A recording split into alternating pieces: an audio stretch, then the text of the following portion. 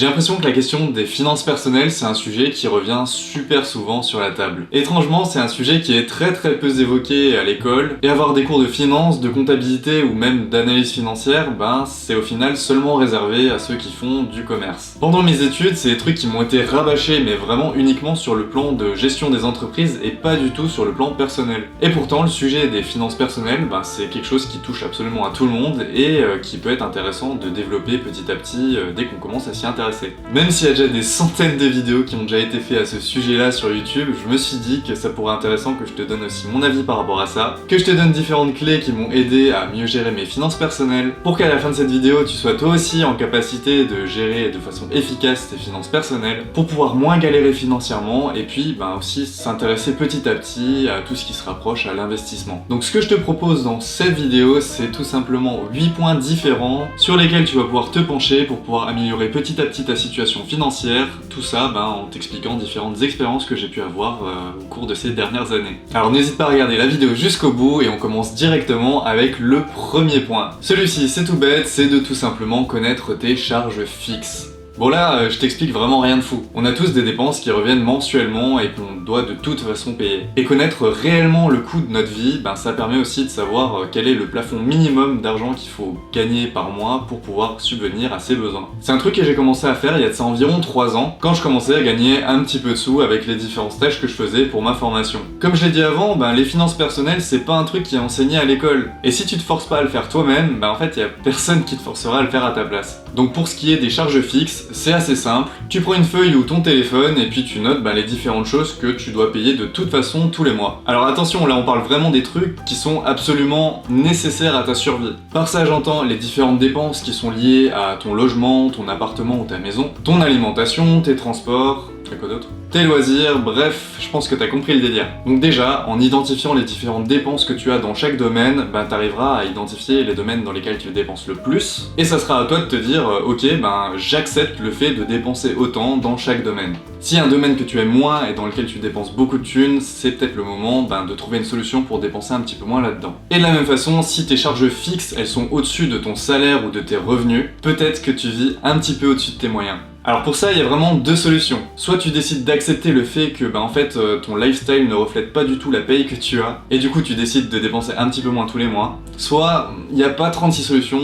t'augmentes tes revenus. À toi de voir quelle solution tu décides d'adopter. Dans tous les cas, n'hésite pas à aller sur l'appli de ta banque ou bien de récupérer un relevé pour pouvoir identifier les différentes dépenses que tu as chaque mois et pouvoir enfin calculer tes différentes charges fixes. La deuxième solution que je te propose et qui m'a quand même vachement aidé, c'est d'absolument mensualiser les différentes dépenses. On a parfois le choix entre tout payer à la fin de l'année, payer de façon trimestrielle, ou encore plein d'autres façons de payer tous les différents services qu'on utilise au cours de notre vie.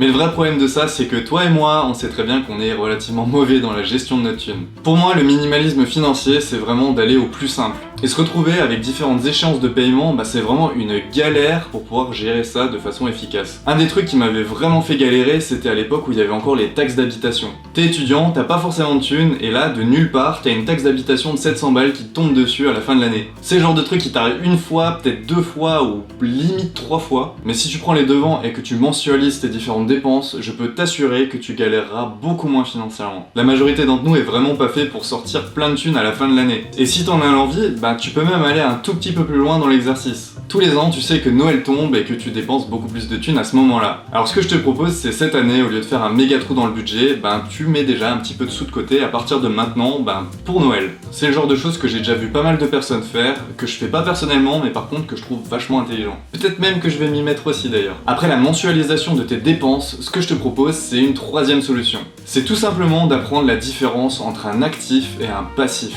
Si tu n'y connais absolument rien en comptabilité et en finance, un actif c'est juste un truc qui t'apporte de l'argent et un passif un truc qui t'en fait perdre. Rien de plus compliqué que ça. Quand t'établis un budget, c'est assez simple, en fait t'as juste une colonne dépenses et une colonne recettes. Dépenser de l'argent, gagner de l'argent. Dit comme ça semble super simple, mais en fait le gros problème c'est que la majorité d'entre nous, on a tendance à acheter des passifs en croyant que c'est des actifs. Je te donne différents exemples. C'est peut-être pas forcément quelque chose qui va plaire à tout le monde, mais souvent on a tendance à dire que la maison qu'on achète c'est le plus grand investissement de notre vie. Sauf qu'en réalité, dans des termes purement comptables, en fait, acheter une maison, c'est un passif. Dans le cadre d'une utilisation pour résidence principale et secondaire, dans tous les cas en fait, c'est une dépense qui ne générera pas de revenus. Et c'est la raison pour laquelle on parle de passif et pas d'actif.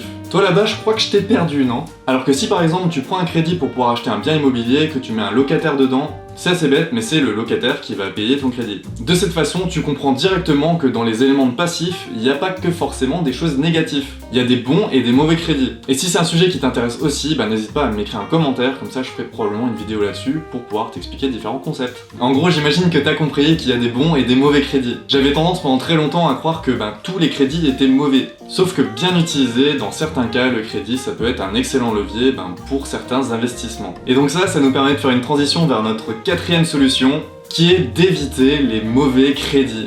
Après ce qu'on a vu à l'instant sur les actifs et les passifs, t'as compris qu'en fait, il y a certains crédits qui peuvent te détruire ta situation financière. Tout le monde a des problèmes dans sa vie et le truc c'est que parfois on est obligé de prendre un crédit pour pouvoir s'en sortir. Et c'est parfois là que la galère commence réellement. La première, c'est de petit à petit commencer à améliorer ses connaissances financières et s'assurer d'avoir un petit matelas de sécurité pour pouvoir pallier à tous ces différents problèmes qui subviennent de toute façon. Et la deuxième solution, c'est si t'as déjà contracté un mauvais crédit, essaye de le rembourser le plus rapidement possible. J'ai déjà fait des vidéos sur le sujet, peut-être que si j'y pense, j'en mettrai une dans la description. J'ai tendance à un peu zapper de temps en temps. Mais voilà, tout ce que j'essaie de t'expliquer, c'est essayer d'éviter les mauvais crédits parce que ça peut vraiment te mettre dans une galère de ouf. Si t'es encore là à m'écouter parler, c'est que t'es suffisamment motivé pour pouvoir t'attaquer à la cinquième solution, qui est de réellement commencer à budgétiser.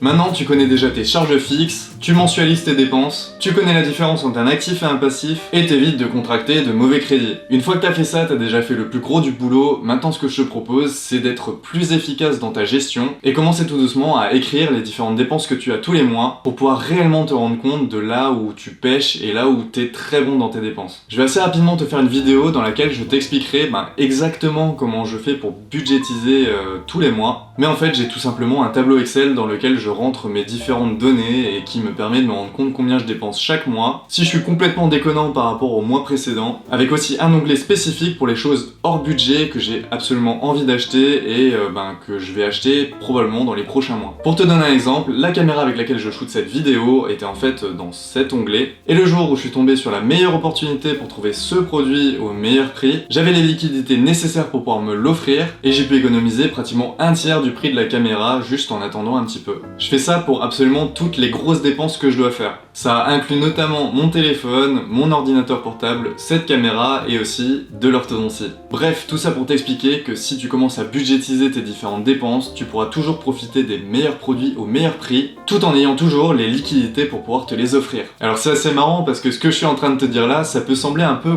contre-intuitif par rapport à ce que je vais te dire maintenant. Tu t'y attends forcément, mais la sixième possibilité que je te propose pour pouvoir améliorer tes finances personnelles, c'est de te pencher vers le minimalisme. Depuis que j'ai commencé cette chaîne YouTube, j'ai pas mal axé les vidéos sur les finances personnelles et le minimalisme. C'est vraiment un concept super ancré dans ma vie et j'ai fait tout un tas de vidéos sur le sujet si t'as envie d'en apprendre un petit peu plus là-dessus. Pour moi, le minimalisme, c'est pas d'avoir le moins de choses possible, mais plutôt de concentrer mes efforts, mon attention et ma thune sur les choses qui m'importent le plus. Alors si toi aussi tu souhaites t'intéresser au minimalisme, n'hésite pas à regarder une de mes autres vidéos que je mettrai probablement en description si j'y pense. De la même façon, la solution suivante est assez intuitive et j'en ai déjà un petit peu parlé précédemment, c'est tout simplement d'apprendre à faire des économies. Alors attention, je te dis pas d'avoir plein de thunes sur un compte en banque qui dort et en fait qui se fait bouffer par l'inflation. Mais par contre, comme j'ai déjà expliqué dans plein de vidéos, avoir un matelas de sécurité c'est super important pour pallier aux éventualités de la vie, mais aussi d'avoir des liquidités pour pouvoir se payer les choses qu'on a envie d'avoir dans sa vie sans avoir à contracter de crédit ou payer les choses en 12 fois. J'ai déjà fait plusieurs vidéos sur la chaîne où je parle des différents moyens que tu peux mettre en place pour commencer à économiser de la thune tous les mois, donc n'hésite pas à faire un petit tour sur la chaîne et regarder les différentes vidéos qui peuvent t'intéresser. Et la dernière solution que je te propose, qui est celle qui a eu le plus d'influence dans ma vie, c'est tout simplement de commencer à apprendre réellement des choses sur les finances personnelles, et donc de lire au minimum un livre de finances personnelles par an. Le fait que je m'intéresse aux finances personnelles, c'est un truc relativement récent au final. Mais depuis, au-delà des études que j'ai fait, j'ai lu vraiment beaucoup de livres de finances personnelles, et c'est d'ailleurs de là que je tire les différentes informations que je te propose dans ces vidéos. Si tu sais vraiment pas par où commencer, ce que je te propose c'est t'intéresser au livre de Robert Kiyosaki,